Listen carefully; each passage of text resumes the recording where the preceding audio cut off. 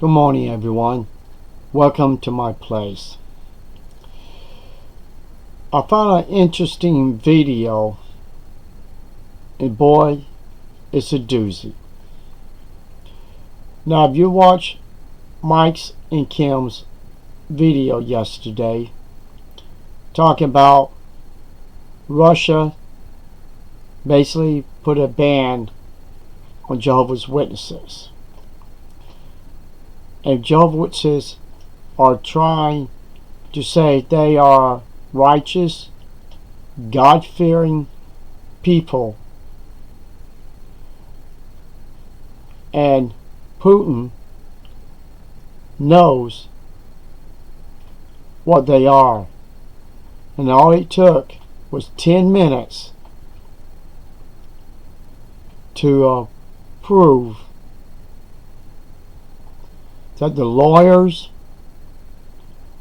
and the witnesses was lying to him and his country. So basically, the way I look at it, he wants them out of his country because he considers them as a cult, a dangerous group. So in this video, Watchtower is showing how Jehovah's Witnesses in Russia is going in prison just for reading the Bible, which we know this is a lie because there is religion in Russia. But when a religion is really a stream that breaks down families, shun people, and everything else that we know because we was in this false religion. But you see this guy like he's going through persecution. Or is he going through persecution?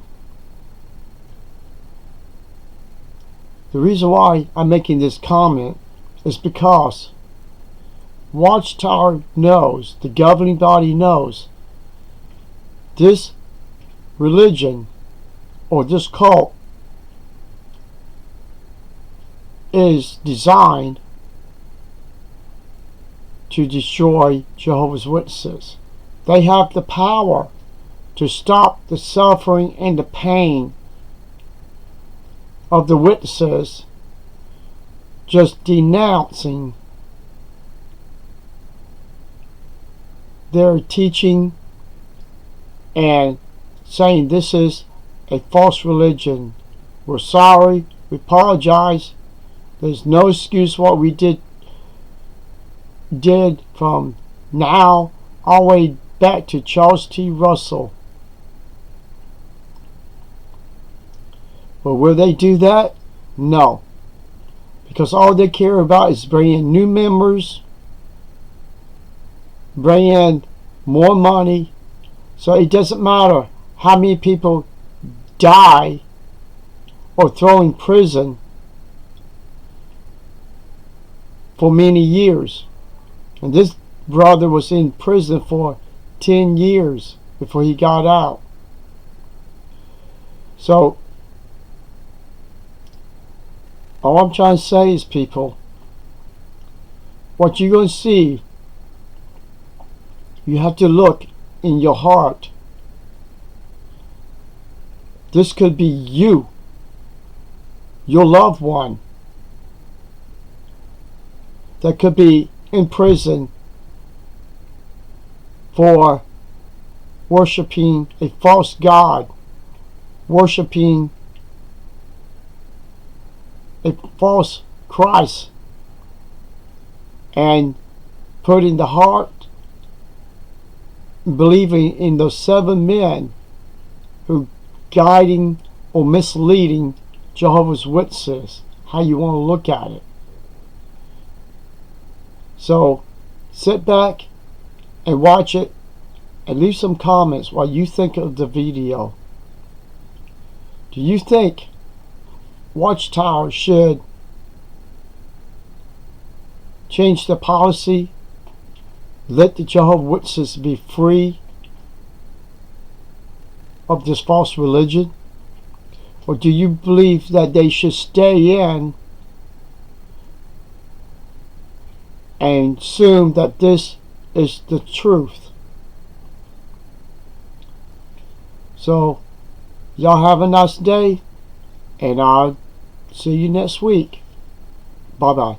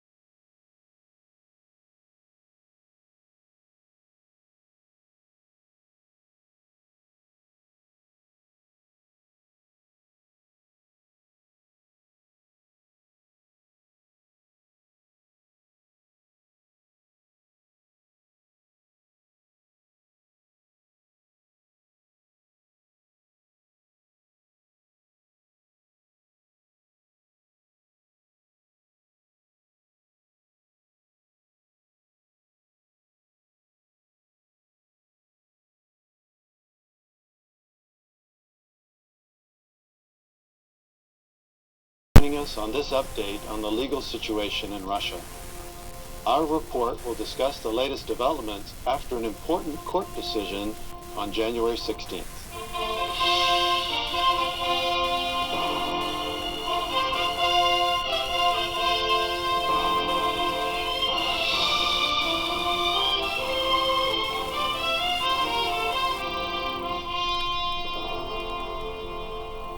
For some time, the Russian government has claimed that Jehovah's Witnesses are extremists. Last year, the Prosecutor General issued a warning for extremist activity against the Administrative Center of Jehovah's Witnesses in Russia, which is our branch office. We appealed that warning, as we have not been engaged in any extremist activity. But on January 16th of this year, the Moscow City Court dismissed that appeal. The three-judge panel rejected all arguments filed by our attorneys and rendered its decision after a 10-minute recess. Now, we don't know what the implications of the decision will be, but we do know that in the past, when warnings have been issued in Russia against some of our local entities, our property has later been seized. Despite the outcome, the January 16th court hearing provided a great witness. Our representatives were given the opportunity to present evidence showing that certain Russian officials have been running a campaign of painting us as an extremist organization. Additionally, our brothers highlighted the peace that exists among Jehovah's Witnesses. We now have Brother Sergei Cherepanov with us, live from the Administrative Center in Russia. Now, Sergei, what does this recent court decision really mean? What the government chooses to do now, we don't know. But what we do know is that our brothers will continue worshiping Jehovah. They will go to the meetings, they will go to the field ministry, and keep up with their spiritual routine. Whatever future may bring, we know that worshiping Jehovah will continue in Russia. And of course, we have done everything possible, and we will continue doing so. That is to legally defend our right to worship Jehovah freely in Russia. But we have to understand that we cannot expect perfect justice in this world of injustice. Well, considering the groundless accusations that are being made against the Jehovah's people in Russia, how did the brothers and sisters react? Are they bitter? No, not at all. Well, our brothers continue to be in subjection to the authorities.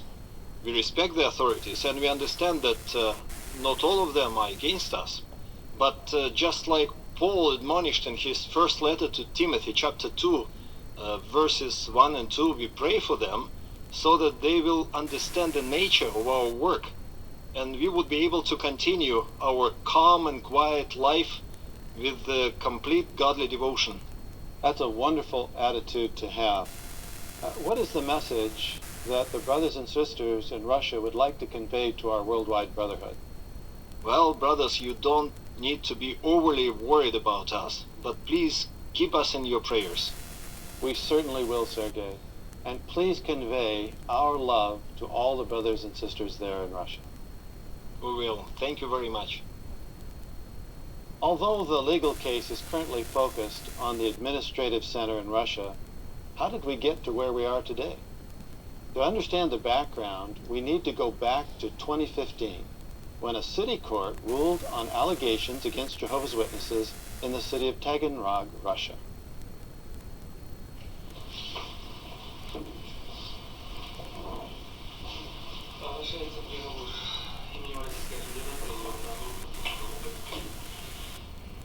On November 30th, 2015, the Taganrog City Court convicted 16 Jehovah's Witnesses, and in March of the next year, the Rostov Regional Court confirmed this decision. I was hoping that the arguments by the defense and statements of the accused would be heard by the judicial chamber, and we would be excused, but neither were heard at that time. So on what are the charges of extremism based? The first step taken by the authorities was to get several publications of Jehovah's Witnesses added to the federal list of extremist materials. It means that importing these publications into the country, storing them in their places of worship, and distributing them was prohibited. The basic reasons to ban these publications were based on statements which alleged that they incite religious discord by pointing out the superiority of Jehovah's Witnesses over all other religions. Following that logic, the courts have pronounced extremist over 80 publications of Jehovah's Witnesses and their official website. Not surprisingly, many specialists in the field of human rights consider the court decisions erroneous. If I say that my faith is the right one, it is the only true religion, what would that mean? Is it advocating exclusivity, or inferiority, or supremacy? No, of course not. Jehovah's Witnesses stopped using these publications and removed them from their places of worship. Despite this, the authorities moved on to the second stage of their persecution. For several years, law enforcement officers have repeatedly used the following scenario. A third party plants banned literature at the place of worship of Jehovah's Witnesses. A few minutes later, police officers and prosecutors show up to inspect and search the building, and as if by chance, find planted publications. And all this is done just to accuse believers of extremism and to ban their activity. As a result of such literature plantings, the authorities have succeeded in liquidating 7 local entities of Jehovah's Witnesses in different cities of Russia. This was the third step of the persecution. It is important to understand that a local religious organization of Jehovah's Witnesses, or LRO, is not the same thing as a congregation of Jehovah's Witnesses.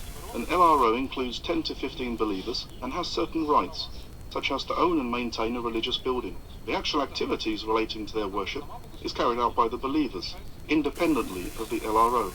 And at last the authorities moved on to their main goal.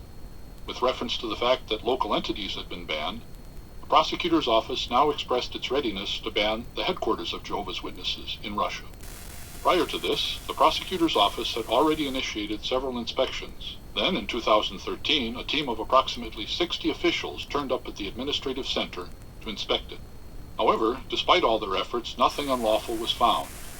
Such events remind many human rights advocates of the days of religious repression in the past. I've known about Jehovah's Witnesses for many years. During Soviet times, they were persecuted for their faith and received long sentences in prison camps. They would go to prison for their faith. Such sincere feelings call for respect. Heartfelt faith excludes extremism. Although Jehovah's Witnesses in Russia are going through certain difficulties, today our brothers and sisters continue to serve Jehovah with great joy and zeal. We are also receiving words of support from our brothers and sisters all around the world. During this difficult time of persecution, I have received a lot of help from our brothers and sisters. Recently, one brother from New Zealand wrote that his 6-year-old son is praying for me every night. It was a great encouragement.